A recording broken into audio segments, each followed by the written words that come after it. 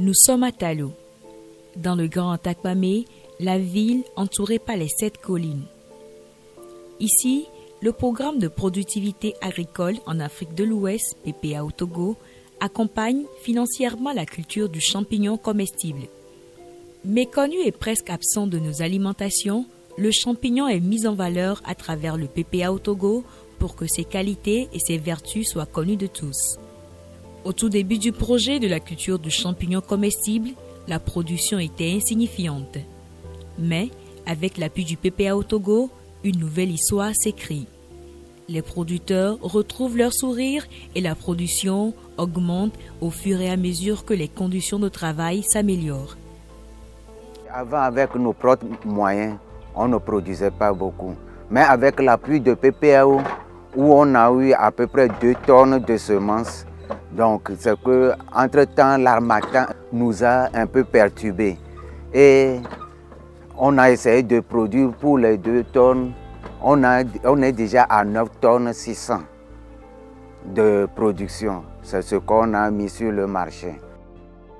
Parti de 550 kg de champignons frais, 10 sites de culture sont créés et les productions ont gravi les échelons pour atteindre 9 tonnes 680 kg de champignons, ce qui était jadis impossible. Actuellement, je peux dire que le projet nous a aidé à installer au moins 9 à 10 sites sur lesquels on exploite, on cultive le champignon. Et ces sites sont répartis dans 3 préfectures. Il y a Ogou, Anié et Amou.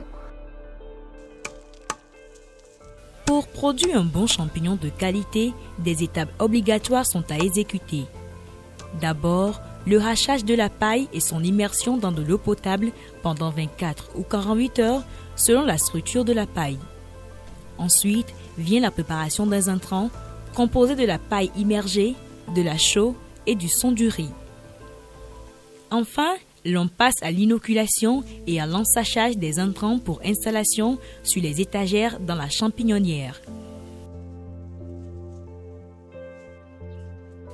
15 jours après, les intrants mis en sachet sont arrosés 3 à 4 fois par jour pour permettre un bon développement du champignon.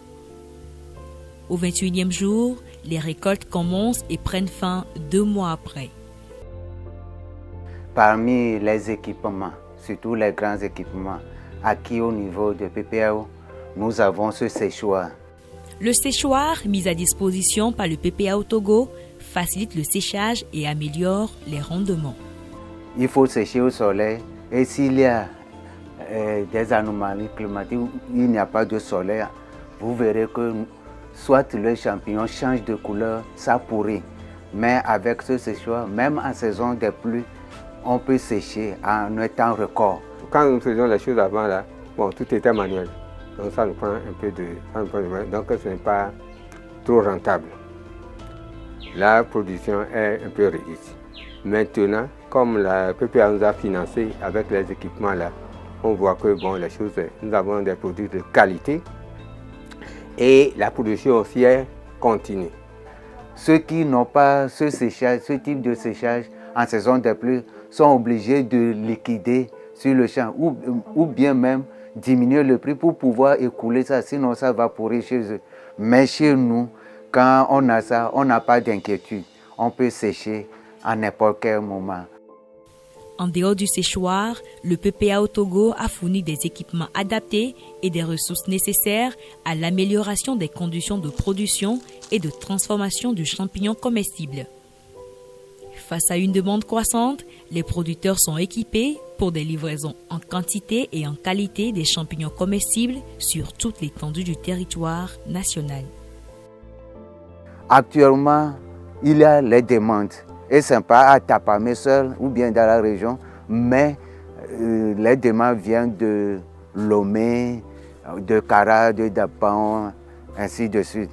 L'objectif de ce projet, d'abord, c'est faire connaître la place qu'occupe le champignon dans la consommation. Moi, je dis que c'est un champignon super pour moi. Puisque tout d'abord, si vous voyez la production sur les étagères, tout est blanc. Et on arrive, c'est comme de l'or qu'on a devant soi.